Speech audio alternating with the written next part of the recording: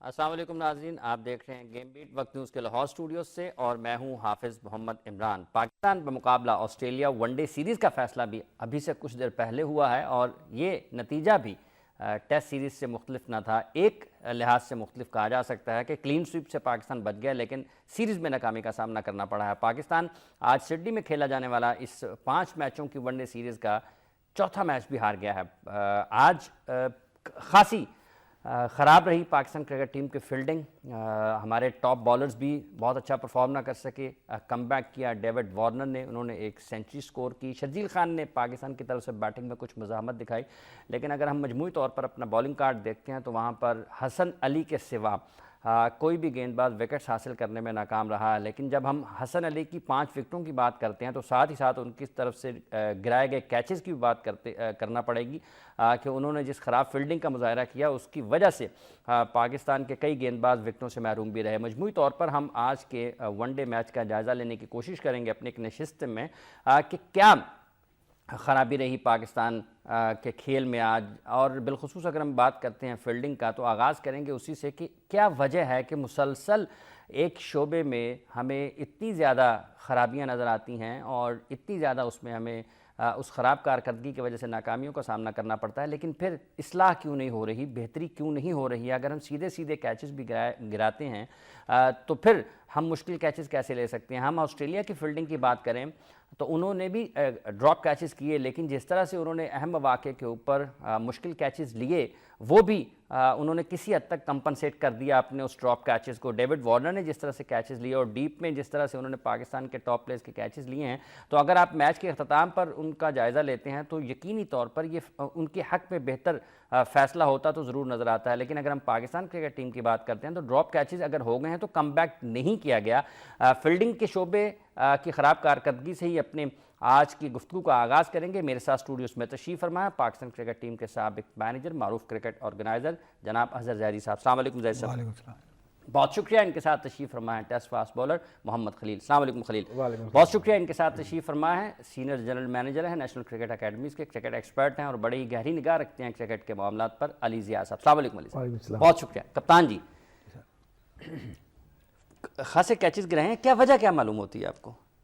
अब जी सबसे पहली बात तो ये है कि देखें ना, एज ए ऑर्गेनाइज़र या चलें क्रिकेट को जितना भी हम समझते हैं, हकीकत तो यही थी जो होना था और जो हुआ है।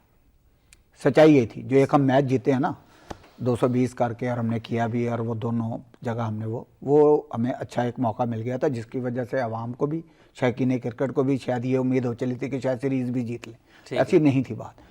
क्रिकेट बाई चांस ऐसी नहीं थी, बिल्कुल नहीं थी। और अगर वो एक मैच ना जीते तो शायद फिर लोग बिल्कुल कहते भी ना। वो उस एक मैच ने बहुत खराबी पैदा की है। अभी आप जिक्र कर रहे थे क्या चीज़ पकड़ने का और छोड़ने का। जब आप पहली टर्न ले रहे होते ना, बारी ले रहे होते हैं, तो उस वक्त अगर आप छोड़ते ना कैच तो स्कोर आगे जाता रहता है। ठीक है। ऑस्ट्रेलिया ने जो छोड़े हैं उनको पता था कि हमारे पास कितना स्कोर है। ठीक है। गलत वो भी है, ये नहीं आप कह सकते, लेकिन उनके पास एक मार्जिन था कि यार स्कोर काफ़ी पड़ा है, चलो अगर छोड़ा भी है तो बन जाएगी कहानी। और जो उन्होंने कैच पकड़े हैं वो उन्होंने आउट क्लास पकड़े हैं। वार्नर शर्नर की आपने बॉडी शॉडी पहले मैं देखता था, लोग कहते थे यार ये भी पहलवान है कोई। अच्छा, अब कप्तान जी जो ड्रॉप कैच हुए हैं वो जरा उन पर नजर डालें। जी बिल्कुल डालें। ड्रॉप कैचेस आज उन पर नजर डालते हैं जी। ये और यहाँ पर आप देखें, ये कोई ज़्यादा मुश्किल नहीं कहा जा सकता था। फिर ये कैच जिस पर कमेंटेटर्स और बिलखुसूस इस वक्त वकार यूनुस कमेंट्री में बैठे थे और आप उनके तासुरात भी देख सकते हैं। ये कॉटन बोल्ड ये ड्रॉप हुआ और ये शर्जील खान ने ड्रॉप कैच किया मिड विकेट के ऊपर। और तो आपने खुद भी देख लिया और मेरा ख्याल वकार साहब ने तो अपना मुंह भी उधर कर लिया था, इतनी मतलब उनको शर्म भी आई कि यार ये ऐसे कैच नहीं छूटना चाहिए। तो हकीकत में देखा ना, कैचेस तो विन मैचेस कहा जाता है ना उसकी, और ये आज की नहीं है पाकिस्तान की फील्डिंग कि आज हम कोई कह रहे हैं उसको, लेकिन हम जब 357 लेकिन जैसे इतनी खराब तो शायद कभी भी ना रही हो कि हर मैच में 4-4 5-5 कैच गिराएं। या फिर दूसरी बात यह है कि अगर हम पहले गिराते थे लेकिन उस वक्त इतनी शायद मैचेस नहीं हारते थे। मैचेस की बात नहीं है क्योंकि आप इनको गिराते हुए लगातार देख रहे हैं आप। हाँ तो उस वजह से वो याद आ रहा है। करते पहले भी ऐसे ही था, मैं भी टीम के साथ मैंने जा रहा हूँ, हमें भी बहुत सारी चीज़ें करीब से देखने मिली हैं, तो ये हकीकत यही थी। अच्छा देखें, अब एज ए ऑर्गेनाइज़र या एज ए क्रिकेट हम खेले हैं जितनी, उसके हिसाब से हम ये समझते हैं कि एक दिन पहले मैच से कोई ऐसे कमेंट्स नहीं देने चाहिए कि टीम का मोरल कोई डाउन हो, कुछ हो। लेकिन हकीकतन अब वो एक होता है ना क्रिकेट में, एनफ इज एनफ, कि आपको तीनों शोबों में, बैटिंग, बॉलिंग, फील्डिंग में देखना पड़ेगा। देखो आजर महमूद ने कहा जी मैंने 9 बॉल ख़त्म करा दी हैं। फील्डिंग जो आपने वो आपने हाल देख लिया, फास्ट बॉलर्स का हाल देख लिया आपने, बैट्समैनों का हाल देख लिया। अगर आप 357 पे जाके आप 275 करते हैं ना, तो वो भी रिलैक्स होते हैं कई दफ़ा कि ठीक है यार काफ़ी पड़ा है, अब आखिरी बैट्समैन आ गए। ठीक है। एक अगर बड़ी इनिंग आप वार्नर की तरह खेलें, एक बड़ा ओपनर खेलता जाके या वन डाउन खेलता जाके 130-40 करता और एक आधा 60-70 करता, तो ये हम बहुत करीब होते 300 तक के, 250, 300, 400। अब तो ये आखिरी वक्त में तो उन्होंने ऐसे जल्दी जल्दी रन खा लिए, 50 ओवर्स भी हमने, लेकिन हमें इसमें सोचना पड़ेगा ये आप वजह क्या है? बस वजह क्या है कि ड्रॉप कैचेस, देखिए मैं आपको ड्रॉप कैचेस, फिटनेस और प्रैक्टिस आज तक जो है ना, फील्डिंग की प्रैक्टिस आज की नहीं कमजोर। फील्डिंग 98 से मैं भी टीम के साथ रहा हूँ 98 में, तो उसके बाद उसमें भी ऐसा ही था। 18 साल उसको हो गए। और ये फील्डिंग आपकी इस वक्त नहीं ठीक होनी कि अगर आप ये कहेंगे जी शर्जील खान इस वक्त कैच पकड़ लेगा या मोहम्मद हफीज इस वक्त कैच पकड़ लेगा, ये स्कूल फिटनेस, हाँ जी बिल्कुल, फिटनेस और प्रैक्टिस।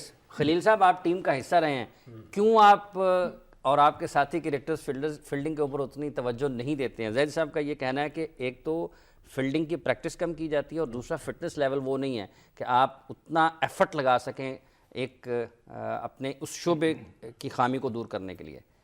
देखिए, बॉलिंग और बैटिंग के साथ फील्डिंग जो है ना, ये सबसे ज़्यादा ज़रूरी है। और फील्डिंग जो है, जब तक आप अपनी इंडिविजुअल उसकी प्रैक्टिस नहीं करेंगे तो उसमें आप वो महारत हासिल नहीं कर सकते, या वो अबूर नहीं आप लेके आ सकते अपने ऊपर कि आपने एक कैच नहीं ड्रॉप करना। ये कमिटमेंट होती है, हर प्लेयर की अपनी कमिटमेंट होती है कि वो किस कमिटमेंट के साथ फील्ड में जाता है। आज जो बज़ाहिर नज़र आ रहा था उसमें बॉडी लैंग्वेज बिल्कुल डाउन थी। ठीक है जी। अब डोंट नो कि क्या टीम का माहौल था, क्या उसमें चीज़ है कि आज उनकी बॉडी लैंग्वेज बिल्कुल डाउन थी। ठीक है। शर्जील की स्प्रिंट देखी या ओवरऑल फील्डिंग में आपने जिनको भी देखा, वो माहौल नहीं था। वो जो फिटनेस की बात करें, मे बी वो थके हों, क्योंकि 2 माह से ऊपर ये टूर्नामेंट, ये जो सीरीज जो है ये गुजर चुकी है। तो अगर वो थके भी हुए तो फिर भी फिटनेस का अमल दखल है। लेकिन थकना नहीं चाहिए, क्योंकि वी आर प्रोफेशनल्स। ठीक है, तो ये चीज़ तो हम लोगों को जेब नहीं देती। अभी मैं सुन रहा था एक चैनल पे, वो भी ये बात कर रहे थे कि ये मे बी थके हुए हैं, लेकिन थकान नहीं होनी चाहिए, क्योंकि इस तरह की सीरीज तो बहुत कम मिलती हैं, स्पेशली ऑस्ट्रेलिया में, क्योंकि यहाँ पे तो आप अपने आप को मनवाने जाते हो कि वर्ल्ड क्लास टीम है, उसके खिलाफ अगर आप अच्छा परफॉर्म करते हो तो दुनिया की जो दूसरी टीमें हैं उनको कान हो जाते हैं कि यार नहीं, पाकिस्तान की टीम है। ठीक है। तो यहाँ पे हम लोगों को थोड़ा सा स्ट्रगल किया। और बॉलिंग की मैं बात करता हूँ, एक चीज़ मैंने नोट की कि यहाँ पे हफीज़ को नया बॉल नहीं करना चाहिए था। ठीक है। अच्छा, नहीं, फील्डिंग से फिर हम चलते हैं। आपके ख्याल में कमिटमेंट लेवल उतना ज़्यादा आपको नज़र नहीं आया? फिटनेस तो बहरहाल आप समझते हैं कि वो नहीं थी। ठीक है। अली जैसे आप समझते हैं कि वाकई फिटनेस लेवल एक बड़ी वजह है ख़राब फील्डिंग की? देखिए, एक तो ये जो थकान का लफ्ज़ यूज़ किया गया ना, ये क्रिकेट में होता नहीं है। एक तो इतने लंबे टूर पे जब आप हार रहे होते हैं तो आप बेसिकली डिमोरलाइज हो जाते हैं और मेंटली फटीग होते हैं रादर देन फिजिकली फटीग। जहाँ तक फिटनेस और फील्डिंग का जो साथ है वो बड़ा इंपॉर्टेंट है, क्योंकि फिजिकल एक्टिविटी है फील्डिंग, तो डेफिनेटली आपको फिजिकली फिट होना है। प्रॉब्लम ये है कि पहले या अब स्टोरी सिमिलर है as far as fielding is concern. उसका रीज़न बड़ा सिंपल है कि फील्डिंग एंड फिटनेस कभी भी हमारी सिलेक्शन का कल्चर नहीं रहा, उसका हिस्सा नहीं रहा। कभी आपने देखा है कि अगर एक आदमी अनफिट है, मतलब मैच में नहीं, फिजिकली अनफिट है, तो वो अपनी बैटिंग स्ट्रेंथ पे या बॉलिंग स्ट्रेंथ पे खेल जाता है। ठीक है। आपने कभी भी नहीं देखा कि कोई फील्डिंग की वजह से बाहर हुआ हो, या फिजिकल फिटनेस जो चाहिए आपको एट्रीब्यूट्स एट इंटरनेशनल लेवल, उसके हिसाब से वो ड्रॉप हुआ। तो जब तक हम वो कल्चर डेवलप नहीं करते, अब बार बार इतनी बार ये मैं स्टोरी सुना चुका हूँ कि 40 साल पहले भी मैं पाकिस्तान टाइम्स में यही पढ़ रहा था, fitness and batting lost us the game, sorry fielding and batting lost us the game. अभी भी मैं वही पढ़ रहा हूँ। टू बी ऑनेस्ट, बहुत ही स्लॉपी फील्डिंग थी। इसका रीजन वही है कि जब तक आप ग्रास रूट लेवल या जूनियर लेवल पे ये कल्चर सिलेक्शन में डेवलप नहीं करते कि द बेसिस ऑफ सिलेक्शन सिर्फ आपकी बैटिंग परफॉर्मेंस और बॉलिंग परफॉर्मेंस नहीं। सबसे जो अजीब सी बात यह है कि जब आप जूनियर क्रिकेट में जाते हैं ना तो पीछे आपके कोई रिकॉर्ड्स नहीं होते of performances. At senior level आपके ऑलरेडी परफॉर्मेंसेस रिकॉर्ड होते हैं, तो उनकी बेसिस पे आपको फिजिकल फिटनेस का थोड़ा सा मार्जिन मिल जाता है, और स्लॉपी फील्डिंग का भी अगर आप कुछ कैचेस ड्रॉप कर देते हो। बट जूनियर लेवल पे तो आपका कोई रिकॉर्ड नहीं होता, तो एटलीस्ट जूनियर लेवल पे तो सिलेक्शन क्राइटेरिया बनाना चाहिए ना, जिसमें फील्डिंग एक इंपॉर्टेंट हिस्सा और फिटनेस भी एक इंपॉर्टेंट हिस्सा हो। लेकिन जब तक आप किसी को किसी वजह से ड्रॉप नहीं करते, वो उसमें मेहनत नहीं करेगा। ये आज से बहुत 30-40 साल पहले हम लोग इंडिविजुअली फील्डिंग करते, जैसे खलील ने कहा, ये एक इंडिविजुअल एक्ट भी है कि अपने आप को कितना फिट रखना है, कितना अपने आप की फील्डिंग इंप्रूव करनी है। लेकिन हर आदमी उस लिहाज से नहीं सोचता, ठीक है, हर क्रिकेटर उस लिहाज से नहीं सोचेगा, ठीक है। सो इसलिए आपको जब तक आप ये कल्चर डेवलप नहीं करते कि fielding and fitness will be part of the selection, उस वक्त तक ये चेंज नहीं आएगा। अच्छा, आपके ख्याल में ये एक बुनियादी क्रिकेट बुनियादी मसला है पाकिस्तान के क्रिकेट का, और ये बुनियादी सतह पर ये मसला है जहाँ पर इसके ऊपर तवज्जो नहीं दी जाती कि पाकिस्तान सतह पर आते आते फिर वो खिलाड़ी उस हद तक उनकी फिटनेस लेवल जो है वो नज़र नहीं आते हैं जो होने चाहिए। हमें ज्वाइन किया जी टेलीफोन लाइन पर दानिश कनेरिया साहब ने। दानिश, आपको वेलकम करते हैं, उम्मीद है खैरियत से होंगे। किस तरह से देखते हैं पाकिस्तान पर मुकाबला ऑस्ट्रेलिया इस क्रिकेट सीरीज़ को? बिलखुसूस अगर हम वनडेज की बात करते हैं तो वनडे में भी पाकिस्तान को नाकामी का सामना करना पड़ा है। हाँ, ये अपना बिल्कुल एक अनफॉर्चुनेट की चीज़ है कि जिस तरह से पाकिस्तान सीरीज खेला, पहले टेस्ट मैचेस में नाकामी, फिर वनडे सीरीज में नाकामी। हम जब एक मैच जीतते तो हम अपनी टीम को सर पे चढ़ा देते एकदम से, फिर हारते तो फिर नीचे कर देते। I think it's the thing that we need to look forward कि हमें देखना चाहिए कि जिस तरह लड़के खेल रहे, परफॉर्म कर रहे, बहुत बड़ा क्वेश्चन मार्क है पाकिस्तान क्रिकेट बोर्ड के ऊपर। बहुत सवालिया निशान है कि लड़के परफॉर्म नहीं कर रहे, सिलेक्शन सही नहीं हो रही है, और बहुत सारी चीजें ऐसी है कि मेरे ख्याल से सिलेक्शन कमेटी अपना बहुत जबरदस्त काम कर रही है लेकिन लड़के परफॉर्म करके नहीं दे रहे। जिस तरह से फिटनेस लेवल है हमारे लड़कों का इज वेरी पैथेटिक है। ठीक है, जितने भी लड़के खेल रहे हैं, हमारे जो परफॉर्मेंस है, आई थिंक हमारी जो क्रिकेट है हम बहुत पीछे जा चुके हैं। अगर हमारी क्रिकेट को कंपेयर करते इंडिया से, we are not even a single percent better than them. आप देखें रिसेंटली इंडिया ने जिस तरह इंग्लैंड को मारा, 350 रन चेस किए, दे शो के कहाँ पर हमारे प्लेयर लैग करते हैं। जिस तरह उनके कैप्टन हो गए, वो जिस तरह खेलते हैं, हमारे जिस तरह प्लेयर है कि वो बिल्कुल ही हथियार गिरा देते हैं। तो आई थिंक पाकिस्तान टीम का तो जो नजर आ रहा है, ग्राफ नजर आ रहा है, और कोच भी जो है, आई think it's all in dream stage कि हम सिर्फ दुबई में खिला दे। पाकिस्तान सिर्फ दुबई में परफॉर्म कर सकता है, और पाकिस्तान के हमने रिसेंटली सिर्फ इंग्लैंड में परफॉर्म किया, थोड़ा बेहतर किया, उसके बाद हम एक्सपोज हो गए। ऑस्ट्रेलिया जो सबसे वीकेस्ट टीम कहा जाती है इतने टाइम से, हमारे पास चांस था टेस्ट सीरीज जीतने का, वो नहीं किया। यासिर शाह को बड़ा हाईली रेट कर रहे थे, और मैंने कुछ महीने पहले ही बता दी थी, एक चीज एक्सपोज कर दी थी कि ये इसके लिए मेक एंड ब्रेक का होगा, सिर्फ ऑस्ट्रेलिया की विकेट स्पिनर्स के लिए साजगार रहती है। तो वहां पर उन्होंने विकेट नहीं मिली और वो एक्सपोज हो गए। तो I think we are far more better team when we play in Dubai, और हम जो है दुबई के अंदर ही सिर्फ वो कर सकते थे, परफॉर्म कर। अच्छा, आप जब हम वनडेज की बात करते हैं, हमने इस वनडे सीरीज में अगर हम पहले मैच को देखते हैं, दूसरे मैच को देखते हैं, तो हमें कुछ मौके मिले ऑस्ट्रेलिया को दबाव में लाने के, थोड़ा सा मौका मिला, हम उससे फ़ायदा नहीं उठा सके। आपको लगता है कि उसकी क्या वजह है कि हम एक मरतबा गिरा लेते हैं अपने अपोजिशन को, तो फिर उसको दोबारा उठने का मौका दे देते हैं और फिर उसको संभाल नहीं पाते हैं? इसकी क्या वजह है? कुछ हिकमत अमली का फुकदान है, या फिर उस वक्त जो कप्तान होता है वो मुनासिब और बेहतर फैसले नहीं कर पाता? बिल्कुल हाफिज इमरान साहब, बहुत अच्छी आपने बात की। जिस तरह हमारे पास मौके तो आते, हम उसको यूटिलाइज नहीं करते। हम जो मौके आते हम उसको वापस से दूसरी टीम, आप देखें कि जब वो दूसरी टीम अगर कोई टीम को लेके आती है, अगर वो मौके मिलते तो वो पूरा यूटिलाइज करते। हम है कि वो चीज को यूटिलाइज नहीं करते, बल्कि उनको ही वापस से प्लेट में हम दे देते कि ये लो भाई, आपने दे दिया, हम नहीं इसको बर्दाश्त कर सकते, आप खुद ही खा लो। तो प्रॉब्लम ये हो रहा है कि हमारी जो कप्तानी है वो भी बड़ी पैथेटिक है, वो भी बड़ी वर्स है। Azhar Ali no doubt run कर रहा है, लेकिन अपने लिए रन कर रहा है ना, टीम के लिए तो क्या फायदा हो रहा है? जब पाकिस्तान टीम नहीं जीती तो उस रन का क्या फायदा? ठीक है, अगर यूनिस रन करता है, टीम जीतती है तो फायदा है, अगर टीम नहीं जीतती तो फायदा नहीं है। ठीक है, अगर प्लेयर कॉन्ट्रीब्यूशन अगर हो जिसके अंदर पाकिस्तान टीम की जीत हो तो तब फायदा है। अपनी पर्सनली खेलना है तो मेरे ख्याल से इनको अलग ही खेल लेना चाहिए। और जिस तरह से बड़ा वो लगता है कि एक चीज है ना हाफिज इमरान, क्योंकि मैं सब बात इसके लिए कर रहा हूँ कि जो टीम अभी हमारी है, ठीक है इतनी बेस्ट टीम नहीं है, लेवल टीम है, लेकिन they can give a good show against a team like Australia, जिस तरह की उनकी टीम है अभी, लेकिन उन्होंने नहीं किया परफॉर्म। लेकिन ये कोई पूछने वाला नहीं है, कोई उनको वो नहीं करने वाला है। अच्छा दानिश, मुझे बताइएगा ये जो फील्डिंग का मसला है और फिटनेस लेवल्स के इश्यूज हैं, अजहर जैदी साहब का ये कहना है कि खिलाड़ी एक तो खुद से उतनी मेहनत नहीं करते हैं जितनी फिटनेस को बेहतर बनाने के लिए और फील्डिंग को बेहतर बनाने के लिए की जानी चाहिए। आपको लगता है कि वाकई अगर खिलाड़ी नहीं कर पाते हैं तो उसकी क्या वजह है, और अगर खिलाड़ी उतनी मेहनत या प्रैक्टिस नहीं करते हैं तो फिर जाहिर बात है उनको ऊपर देखने के लिए उनका कोचिंग स्टाफ है, तो फिर तो उसमें वो भी उतना ही जिम्मेदार है कि अगर खिलाड़ी उतनी मेहनत या नहीं कर रहे हैं, तवज्जो नहीं दे रहे हैं, तो फिर उनका काम तो उनको देखना है। इसका मतलब ये वो भी उनके साथ मिले हुए हैं और वो भी उनको उसके लिए फोर्स नहीं कर पाते।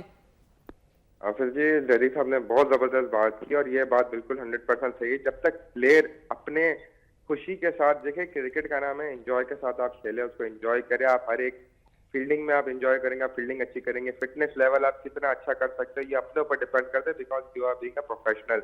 हम एक प्रोफेशनल है, हमें ये चीज देखनी चाहिए।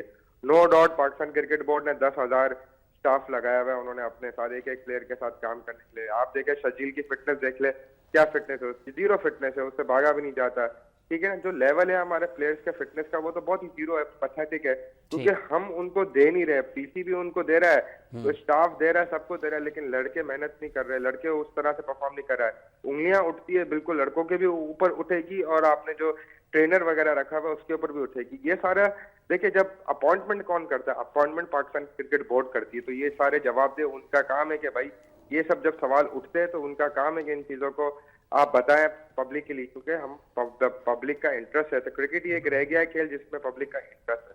तो मेरे ख्याल से ये बिल्कुल जैदी साहब ने सही बात की कि जितना प्लेयर कसूरवार है उसके साथ साथ ट्रेनर भी कसूरवार है, कि वो ट्रेनर किस तरीके से अपना प्लान उनको देता है, और अगर वो प्लान को उस तरह नहीं लेके चलते, क्या उसके बाद वो डिसिप्लिन चार्जेस के ऊपर उनको कुछ फाइन लगाते या कुछ करते, दोनों के ऊपर जिम्मेदारी आती है। आप एक पे जिम्मेदारी तो नहीं कर सकते। ठीक है, बहुत बहुत शुक्रिया आपका दानिश के, नहीं आपने अपना जी अली, ठीक है, हो गया। हाँ जी। अच्छा, पहली बात ये जनरली मैं पर्सनल होता नहीं किसी के मामले में, बट वेरी अनफेयर क्वेश्चन था इनफैक्ट आपकी तरफ से to a fielder who was himself a very ordinary fielder,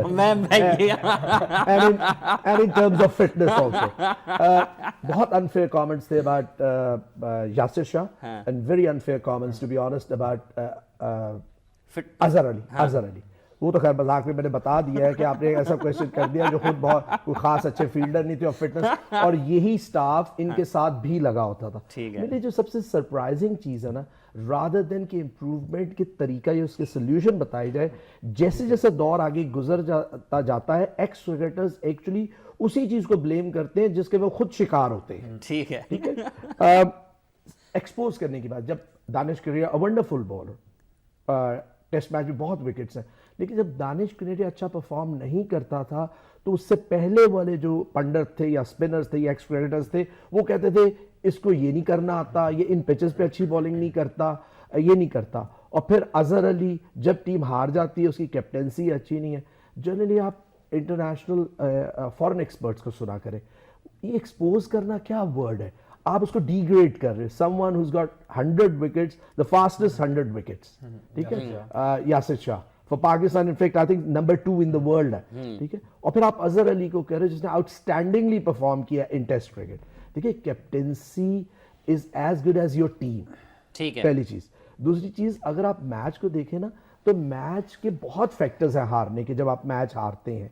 सबसे मेरे लिहाज से पाकिस्तान की फील्डिंग ऑलवेज एक एवरेज फील्डिंग रही है, एंड बैटिंग इंटरनेशनली जब बाहर गए हैं ऑन बाउंसी पिचेस तो स्ट्रगल की है। पाकिस्तान की बॉलिंग बहुत मजबूत होती थी, आई थिंक यहाँ पे पूरी बॉलिंग एक्सपोज हुई है on this tour. Even in test matches उन्होंने बैट्समैन को वो छोटा टारगेट प्रोवाइड नहीं किया। मैंने आपको पहले भी बताया कि टेस्ट क्रिकेट में टोटल 28 विकेट्स गिरी जो पाकिस्तान ने आउट किए 28 3 टेस्ट मैचेस में, जबकि एक टेस्ट मैच जीतने के लिए 20 विकेट्स आई। और अगर आप वनडे की बात करें, अगर 350 ऑन बोर्ड है, यस कंट्रीब्यूट किया स्लॉपी फील्डिंग ने, इसलिए कि जब आप ड्रॉप करते हैं क्रूशियल टाइम पे तो हर विकेट जो एक टॉप बैट्समैन को आप ड्रॉप करते हैं, जैसे मैक्सवेल को ड्रॉप किया, वार्नर को ड्रॉप किया, तो एक्स्ट्रा 20-30 रन्स ऐड हुए। And on top of that अगर आप मिस फील्ड भी करते हो तो ये वो एक्स्ट्रा मार्जिन ऑफ 50 रन्स है। अगर इसी मैच को देखें, पीछे छोड़ दें आप। हाँ। इसी मैच को देखें, अगर हम अपने कैचेस करते तो पाकिस्तान बैटिंग ऑर्डर चेज कर रहा होता अराउंड 280-90। ठीक है, एक वक्फा लेते हैं जी। हमारी गुफ्तगू जारी है अपने माहिरीन से पाकिस्तान का मुकाबला ऑस्ट्रेलिया क्रिकेट सीरीज़ के हवाले से। वक्फे के बाद आएंगे और फिर इस सीरीज़ से जुड़े और पाकिस्तान क्रिकेट टीम के साथ जुड़े मसाइल के हवाले से गुफ्तगू के सिलसिले को आगे बढ़ाएंगे। हम बात कर रहे हैं पाकिस्तान का मुकाबला ऑस्ट्रेलिया क्रिकेट सीरीज़। गुफ्तगू हमारी जारी है अपने माहिरीन से। जहरी साहब जी, उन्होंने कहा कि फील्डिंग का शोबा ख़राब तो है ही। सवाल के जवाब में उन्होंने ये कहा कि इसके ज़िम्मेदार फिर कोचेस और जो कोचिंग स्टाफ है वो भी है। काफ़ी हद तक अलीज़ा साहब ने एक्सप्लेन कर दिया आपको लेकिन उसमें मैं एक बात बताऊं कि देखें, मैं बात आप कर रहा था, आपने बीच में से काट दी थी कि मैच से पहले हमने भी कोशिश ये की कि नहीं ऐसी बात ना करो जिससे कोई मोराल डाउन हो, एतमाद ख़राब हो। अब बिल्कुल ये बात है कि जो खामी है, जैसे अलीज़ा साहब ने भी कहा कि खामियों को दूर तो करना ना, किसी वक्त तो आके दूर करना। और याद से नहीं चल रहा है, ये शुरू से चल रहा है, जब से हम 40-45 साल उन्होंने कहा वो 40 साल पहले भी पढ़ते थे, बैटिंग और फील्डिंग का हवा दिया। लेकिन बिल्कुल ये सही कह रहे हैं कि एक इंडिविजुअल को देखें, अब इस सीरीज में ना काम भी कुछ ऐसा ही चला है। अच्छा, कि मिकी आर्थर साहब ने बीच में बयान दे दिया कि जी बॉलर हमारे कुछ नहीं थे। ठीक है, देखो जो बात नहीं बनती, मैं जाती तौर पे कहता हूँ, बाकी हर बंदे की अपनी राय है कि सीरीज के दौरान आप ये बात अच्छी नहीं लगती, क्योंकि वो बॉलर खेल भी रहे हैं। ठीक है कि जी इनको तो सिलेक्ट नहीं करना चाहिए था, ये थे। अभी आपने बात की थके हुए, यार आप प्रोफेशनल हैं, आप सुबह बता देना मैच से पहले कि मैं थका हुआ, मैं नहीं खेला। ये चीज़ें जो है ना, ये हमने जैसी भी टीम चलाई है, हम भी एक समझते हैं, टीम के साथ मैनेजर भी रहे, अपनी भी एक क्लब चलाते हैं, क्रिकेट के एथिक्स को हम भी समझते हैं, क्रिकेट क्या चीज़ है। लेकिन अब जो मौका है ना, अब जो वहाँ से कमी हुई है, आप कोच को भी बिठाएं, आप बॉलिंग कोच को भी बिठाएं, आप नो बॉल ना, उन्होंने कहा था नो बॉल मैंने सेटल कर दी, अगले मैच में उसने 10 कर दिए नो बॉल। तो बात ये नहीं है, ये किसी के खिलाफ क्रिटिसाइज नहीं है, लेकिन अगर आपने किसी चीज़ को ठीक करना है तो कोचेस को भी बिठाएं, उनसे भी पूछें कि भाई मैच के दौरान आपने क्यों बयान दिए। ठीक है, इसका मतलब है इंतजाम ने गलत लड़के सेलेक्ट किए। ठीक है, वही चीजें है ना।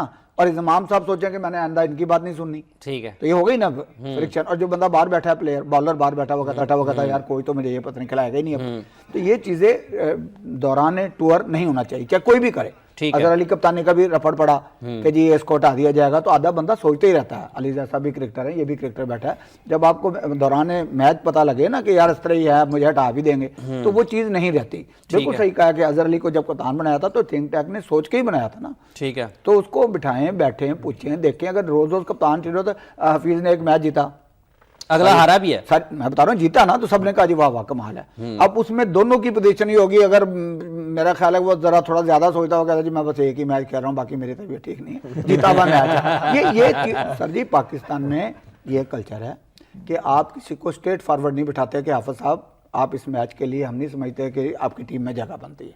वो हाफिज साहब भी बार ये कहते फिर हैं कि जी मैं अनफिट था, इसकी वजह से नहीं खेला। आप कह नहीं रहे कि भाई मेरी जगह नहीं थी टीम में। ये करेज होना चाहिए, ये कप्तान में और सिलेक्टर में, या जो भी टीम सेलेक्ट कर रहा है तो क्या भाई आपको बाहर बिठा रहे हैं, कोई बात नहीं, बाहर बैठने के बाहर ही बैठते हैं ना प्लेयर। अब वो वैसे पट्टी बांध के फिर जा रहा है कि वो बड़ा हाथ नहीं ठीक सी। तो ये चीजें, ये कल्चर खत्म करना होगा। ऑस्ट्रेलियन भी आपने देखे बड़े बड़े, उन्होंने एक मैच में बाहर बिठाया, दूसरे में फिर खिला दिया फास्ट बॉलर्स को।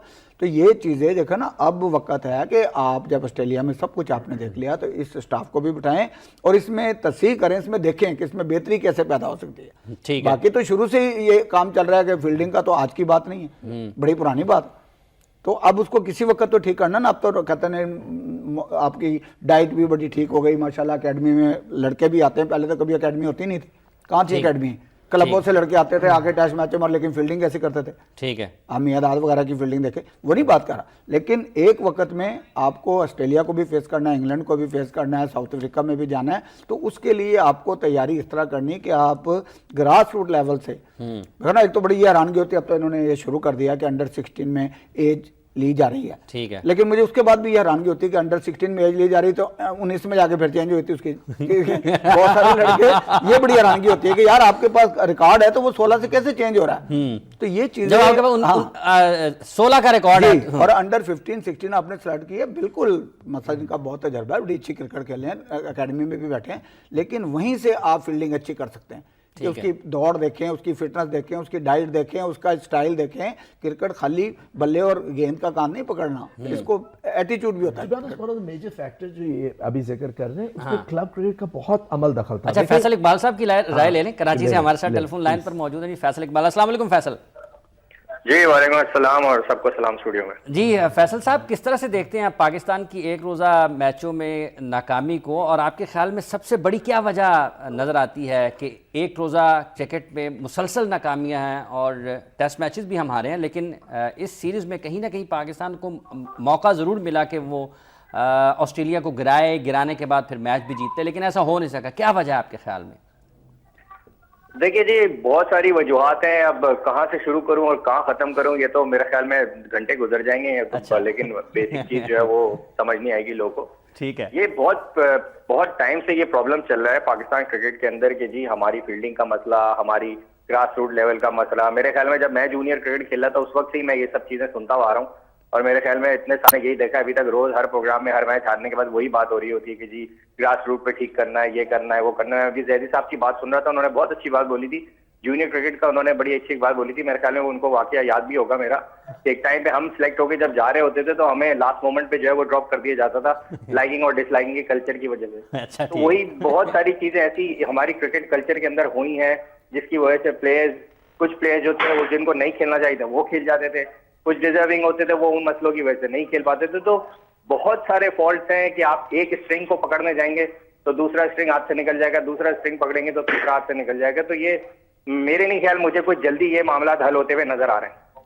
अच्छा, सिलेक्शन के ऊपर आपको लगता है कि कुछ गैर जरूरी तौर पर खिलाड़ियों को मुसलसल ज्यादा मौके दिए गए हैं? देखिए ये तो हमेशा से हुआ है, ये आज की तो बात है ही नहीं। ये तो मेरे ख्याल में मैं 15 साल से खेल रहा हूँ, मैं देखता आ रहा हूँ इस चीज को कि गैर जरूरी चांसेस जो है लाइकिंग वाले प्लेयरों को दे दिए जाते हैं और उनको फिर चांस पे चांस दिया जाता है। जो लड़के नहीं पसंद होते हैं उनको 1 या 2 मैचेस के बाद बाहर कर दिया जाता है या ड्रॉप कर दिया जाता है।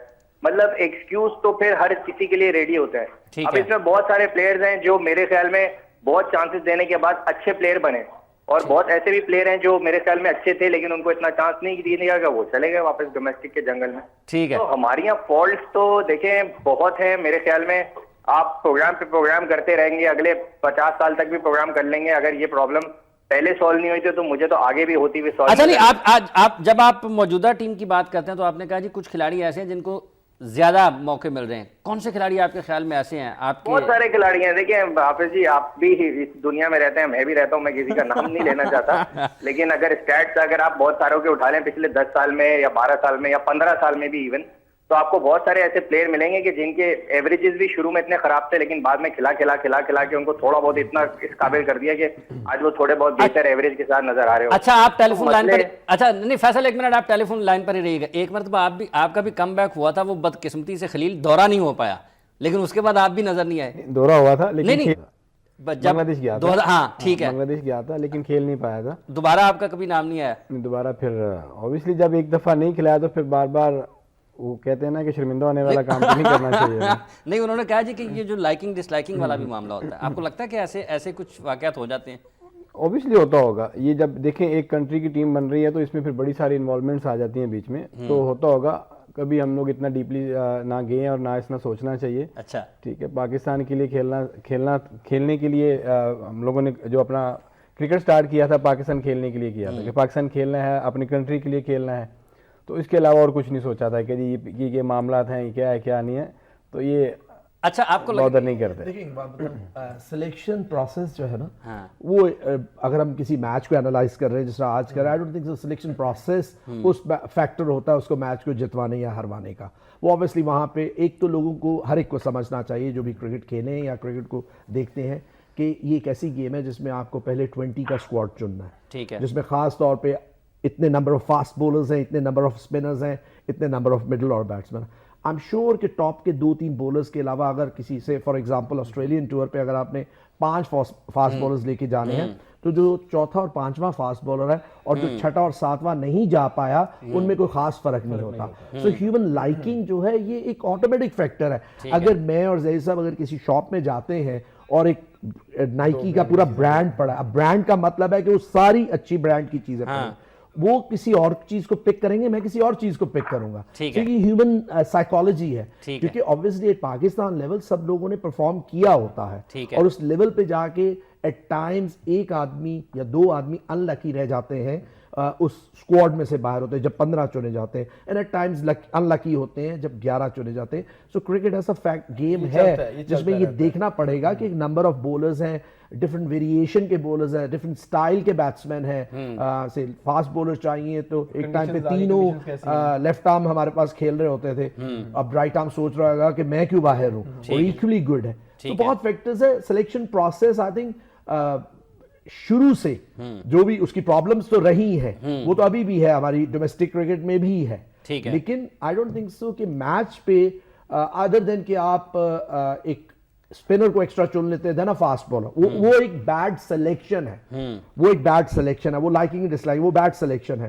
लेकिन अदरवाइज मैच जो है उसमें शायद सिलेक्शन का इतना अमल दखल नहीं होता हारने का, क्योंकि मुश्किल है सिलेक्ट करना, और किसी को भी सिलेक्टर बनाया गया है over the period of 40 years. मैं देख रहा हूं हर सिलेक्शन कम्युनिटी क्रिटिसाइज उसी वक्त होती है जब वो मैच हारते हैं. ठीक है. ठीक जी फैसल, आपको लगता है कि अली ज़िया साहब का मानना है कि बाज़ औक़ात खिलाड़ी अनलकी रह जाता है, और साथ ही साथ ये जो सिलेक्शन प्रोसेस है ये इसमें खराबियां तो हैं, लेकिन कोई भी जब प्लेइंग 11 चुनता है तो उसका मतलब हरगिज़ वो ये नहीं चाह रहा होता कि उसकी टीम हारे, लेकिन वो बैड डिसीजन ज़रूर हो जाता है. साथ ही साथ आप इस पे ऊपर भी कमेंट कीजिएगा कि ये जो ख़राब फील्डिंग है इसकी क्या वजह है. हमारे यहाँ पर ये बात भी हुई है कि खिलाड़ी खुद से उतनी मेहनत नहीं करते हैं फील्डिंग को बेहतर बनाने के लिए.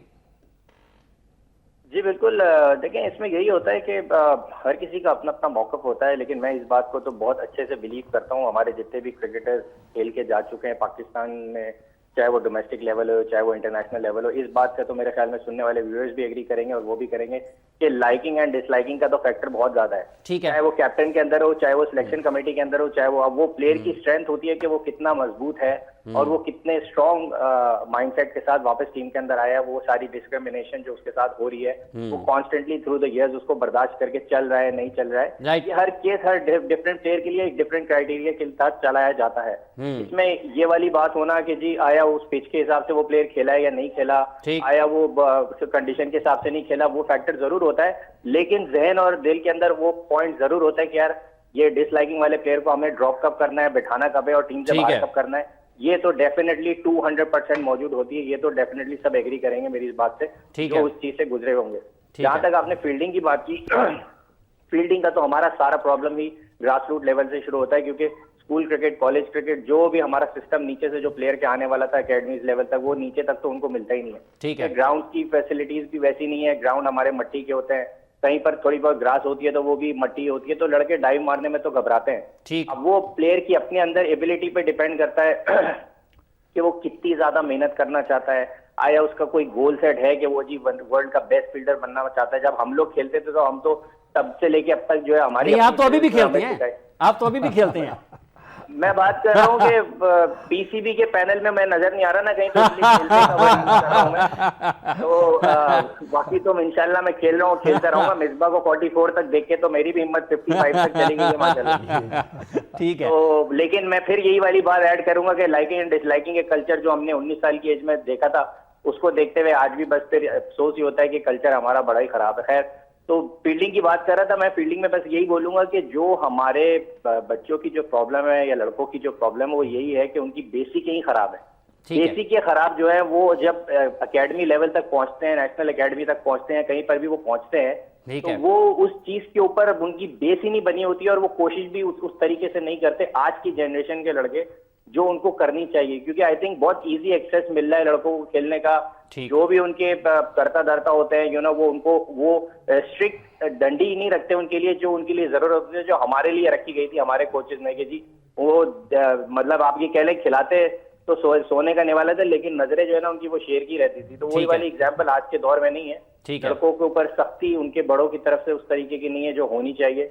आई थिंक अगर वो पुराने दौर की तरह अगर दोबारा शुरू हो जाए तो मेरे ख्याल में बहुत सारे लड़के जो है वो उनके एटीट्यूड भी ठीक हो जाए उनका क्रिकेट में कंसंट्रेशन भी अच्छा हो जाए और हमारी क्रिकेट ऑटोमेटिकली ऊपर चली जाए। तो आई थिंक बड़ों का मैं बहुत ज्यादा इसमें रोल डालूंगा कि वो उन्होंने खुली छूट बहुत दी हुई हमारे प्लेयरों को। ठीक है, बहुत बहुत शुक्रिया। ये एक अहम नुक्ता है जिसके ऊपर हम बात करेंगे। फैसल, बड़ों ने खुली छूट दी हुई है जी हम अपने खिलाड़ियों को, और पहले शेर का निवाला सोने का निवाला होता था, लेकिन निगाहें शेर की होती थी। जैसे साहब आपसे भी सवाल होगा इस पे, आपने अपनी नजरें जो है ना वो हटा ली है। इतनी छूट तो नहीं है जितनी फैसल ने बता दी, इतनी छूट तो नहीं है। क्योंकि अभी तो टूर के ऊपर भी एक आपको पता है कि वो रिस्ट्रिक्शंस हैं कि अभी 11 बजे के बाद आपने नहीं जाना, वैसे भी बहुत ज़्यादा पाबंदियां लगी हुई हैं। तो क्रिकेट जो है बड़े फ्रेंडली माहौल में खेली जा रही है, जो अभी तक देखा गया। अगर हम लोग बात करें इस मैच की, तो मैच पे वापस मैच पे आना चाहिए, क्योंकि ये तो पहले टू बी ऑनेस्ट इसका रियल फैक्टर क्या है फील्डिंग का। देखिए ये ऑब्वियसली हर आदमी अपना पॉइंट ऑफ व्यू देता है, जैसे उसने कहा कि रियल फैक्टर क्या है। रियल फैक्टर है indiscipline at club level now. ठीक है, क्लब क्रिकेट आपकी ऑलमोस्ट खत्म हो चुकी है, आपकी क्लब प्रैक्टिस ऑलमोस्ट खत्म हो चुकी है ना। ये फैक्टर्स जो है ना, मैं अभी आपको एट टाइम्स जब हम लोग क्लब क्रिकेट खेलते थे, मैं क्रेसेंट से भी खेला और पीएनटी जिमखाना से भी खेला, वहां नो बॉल करने की इजाजत नहीं थी। ठीक है, वहां बैट शॉट मारने की इजाजत नहीं थी। वहां पे अगर 2 दफा मैच 3 दफा एक ही तरीके से मैच पे आउट हो गया हुआ है तो मैच से बाहर बिठा दिया जाता है। इसको आगे लेकर कथा कलामी की मादर चाहता हूं, यहीं से डिस्कशन को आगे लेके चल। बाज लोग ये कहते हैं कि नेशनल क्रिकेट एकेडमी की वजह से बहुत सारे जो लोकल क्रिकेटर्स हैं जिनका ताल्लुक लाहौर के मुख्तलिफ क्लब्स से है, वो क्लब में जाते ही नहीं हैं, वो आ जाते हैं अकेडमी में सारा टाइम गुजारते हैं। वो जो टॉप प्लेयर्स हैं, जो एक कल्चर था कि वो अपने क्लब्स में जाके नेट प्रैक्टिस करें, तो वो तो अब मिलता ही नहीं है। No, I don't think so. हम तो मना नहीं करते, बल्कि एट क्लब्स हमें अप्रोच करती हैं कि हमारे कुछ अच्छे बॉलर्स हैं, अगर आपकी प्रैक्टिस हो रही है तो कुछ दिनों के लिए उन्हें बुला के उनको थोड़ा सा देख लें।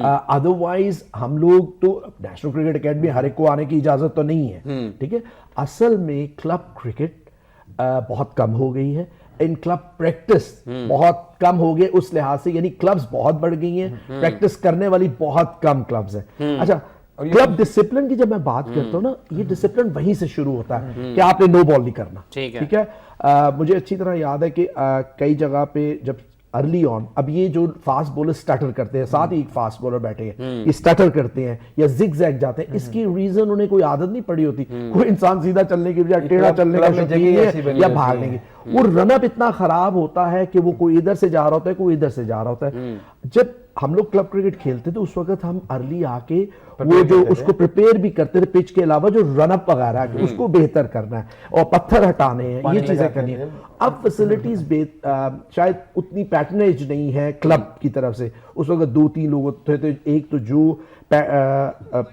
फंड्स प्रोवाइड करते थे, उसके साथ बहुत से लोग, ऑलमोस्ट हर क्लब में एक पैटर्न होते थे जो वहां पे आते थे। ठीक है, प्रोग्राम का वक्त खत्म हो जाता है। अली जिया साहब आपका बहुत शुक्रिया, मोहम्मद खलील साहब आपका बहुत शुक्रिया, अजहर ज़ादी सप्लाई आपका बहुत शुक्रिया। नाज़रीन, आपने गुफ्तगू सुनी हमारे माहिरीन की। बहुत सारे मसाइल हैं, जो हकीकी मसाइल हैं उनको देखने और उसके साथ साथ उनके हल के लिए इकदाम करने की ज़रूरत है। हाफिज़ मोहम्मद इमरान गेम बीट की पूरी टीम के साथ इजाज़त चाहता है। अपना और अपने इर्द गिर्द के लोगों का बहुत सा ख्याल रखिए।